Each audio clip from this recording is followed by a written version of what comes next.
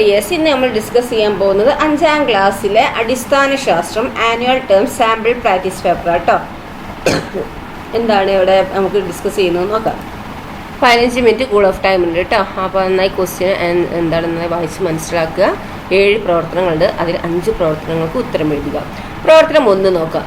നമുക്ക് ചുറ്റും കാണപ്പെടുന്ന സസ്യങ്ങളുടെ ഇലകൾ വിവിധ തരത്തിലാണ് ക്രമീകരിച്ചിരിക്കുന്നത്. ചെമ്പരത്തി, തുളസി, ഏലമ്പാല എന്നിവയുടെ ഇലകളുടെ ക്രമീകരണമാണ് തന്നിരിക്കുന്നത് അല്ലെ. ചെമ്പരത്തിൻ്റെത്, തുളസിയത്, ഏലമ്പാലിൻ്റെത്. നോക്കൂ, തന്നിരിക്കുന്ന സസ്യങ്ങളുടെ ഇലകളുടെ വിന്യാസത്തിന്റെ അടിസ്ഥാനത്തിൽ തരംതിരിക്കാനാണ് പറഞ്ഞത്.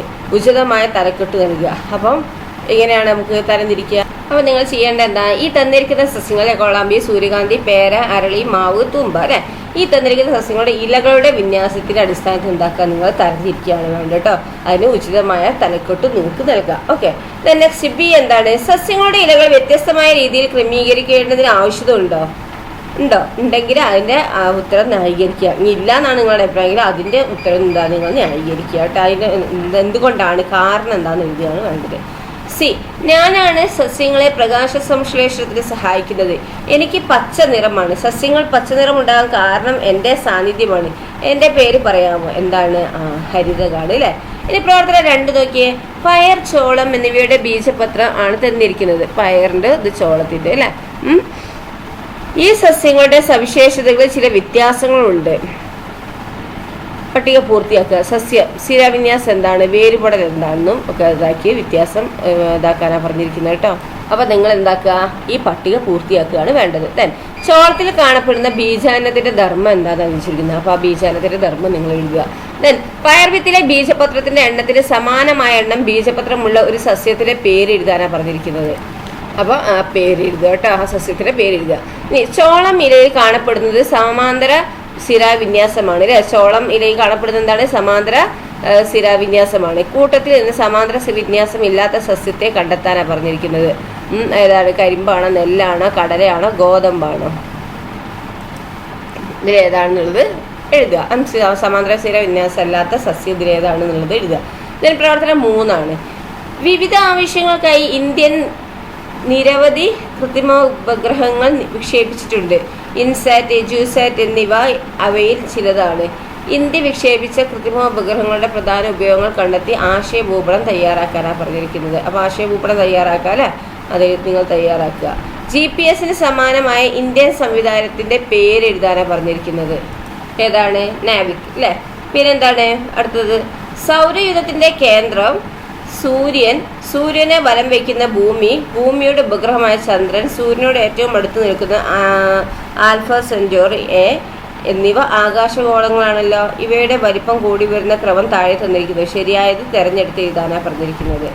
ഇപ്പൊ ശരിയായത് ഇതിലേതാണെന്ന് നോക്കി എടുത്തെഴുതുക. ഈ പ്രവർത്തനം 4 എന്താണ്, വീടുകളിൽ പാചകം ചെയ്യുന്നതിനായി വിവിധ സംവിധാനങ്ങൾ ഉപയോഗിക്കുന്നുണ്ട് അല്ലേ. വിറകടുപ്പ് ഉപയോഗിക്കുന്നുണ്ട്, ഗ്യാസ് അടുപ്പ്, അതുപോലെ എന്താ പറയുക, മണ്ണെണ്ണ സ്റ്റവ് അടുപ്പ് അല്ലേ.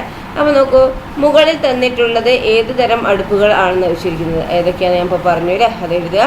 പിന്നെ വിറകടുപ്പിൽ വിറക് നന്നായി കത്തുന്നതിന് എന്തൊക്കെ കാര്യങ്ങൾ ശ്രദ്ധിക്കണം. വിറകടുപ്പിൽ വിറക് നന്നായി കത്തുന്നതിന് എന്താ കാര്യങ്ങൾ ശ്രദ്ധിക്കേണ്ടത്, അത് എഴുതുക കേട്ടോ. അതെന്താണെന്ന് വെച്ചാൽ എഴുതുക. കത്തുന്നതിന് വായു ആവശ്യമാണെന്ന് തെളിയിക്കുന്നതിന് ഒരു പരീക്ഷണ രൂപകൽപ്പന ചെയ്യാനാണ് പറഞ്ഞിരിക്കുന്നത്. അത് നിങ്ങൾ ചെയ്യാം. ദെൻ പ്രവർത്തനം 5, ലോക വൈറ്റ് കെയിൻ ദിനത്തോടനുബന്ധിച്ച് ശാസ്ത്ര ക്ലബിന്റെ നേതൃത്വത്തിൽ ഒരു സെമിനാർ സംഘടിപ്പിക്കാൻ തീരുമാനിച്ചു. കാഴ്ച പരിമിതിയിലുള്ള ആളുകളെ സഹായിക്കാൻ ഉപയോഗിക്കുന്ന സംവിധാനങ്ങൾ ഉൾപ്പെടുത്തി സെമിനാറിലേക്ക് ഒരു കുറിപ്പ് തയ്യാറാക്കാനാണ് പറഞ്ഞിരിക്കുന്നത്. അടുത്ത കാഴ്ച പരിമിതിയുള്ള ആളുകൾ എഴുതാനും വായിക്കാനും ഉപയോഗിക്കുന്ന സംവിധാനത്തിന് പറയുന്ന പേരെന്തെന്ന് ചോദിച്ചിട്ടുണ്ട്. അത് എഴുതുക. നേതൃദാനം പ്രോത്സാഹിപ്പിക്കുന്നതിന് വേണ്ടി വിദ്യാലയത്തിൽ നടത്തുന്ന പോസ്റ്റർ രചനാ മത്സരത്തിലേക്കായി ഒരു പോസ്റ്റർ തയ്യാറാക്കുക കേട്ടോ. അപ്പോൾ നിങ്ങൾ എന്താക്കുക, പോസ്റ്റർ തയ്യാറാക്കുക. പ്രവർത്തനം 6 ആണ്. ചുറ്റുപാടുകളെ മനസ്സിലാക്കുന്നതിന് സഹായിക്കുന്ന വിവിധ തരം അവയവങ്ങൾ ജന്തുക്കൾക്കുണ്ട്. ഇവയെ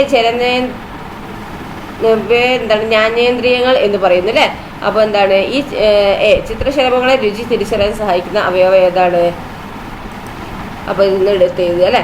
അടുത്ത ബി, ഈ സുന്ദരമായ ഭൂമിയിലെ ദൃശ്യങ്ങൾ കാണാൻ നമ്മെ സഹായിക്കുന്ന അവയവമാണെന്ത്? കണ്ണ്.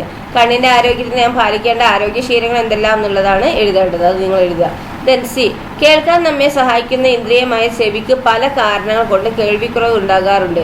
ഇത് പരിഹരിക്കുന്നതിനായി ഉപയോഗിക്കുന്ന ഉപകരണത്തിന്റെ പേരെന്താണ് ചോദിച്ചിരിക്കുന്നത്. എന്താണെന്നുള്ളത് എഴുതുക. ദെൻ ഡി, ചവച്ചരയ്ക്കുമ്പോൾ ഭക്ഷണ പദാർത്ഥങ്ങളുടെ സ്വാദ് കൂടുതൽ ആസ്വാദകരമാവുന്നു എന്ന് നമുക്കറിയാം. നാവിന്റെ ഉപരിതലത്തിൽ സ്വാദ് അറിയാൻ സഹായിക്കുന്ന സവിശേഷ ഭാഗം ഏതെന്നാണ് ചോദിച്ചിരിക്കുന്നത്.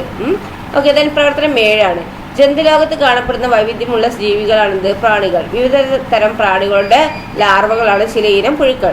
ക്ലാസ്സിൽ മനു പ്രാണികളും അവയുടെ ലാർവകളും ഉൾപ്പെട്ടിട്ടുള്ള പട്ടിക തയ്യാറാക്കുകയാണ്. ഇത് പരിശോധിച്ച് തെറ്റുണ്ടെങ്കിൽ ശരിയായ രീതിയിൽ ക്രമീകരിക്കാൻ മനുവിനെ സഹായിക്കാനാണ് പറഞ്ഞിരിക്കുന്നത്. പ്രാണികൾ ലാർവ അല്ലെ, ശലഭം, കൊതുക്, ചെല്ലി, തുമ്പി തന്നിട്ടില്ലേ, ഗ്രാബ്സ്, കാറ്റർപില്ലർ, കുഴിയാന, റെഗുലർ അല്ലേ.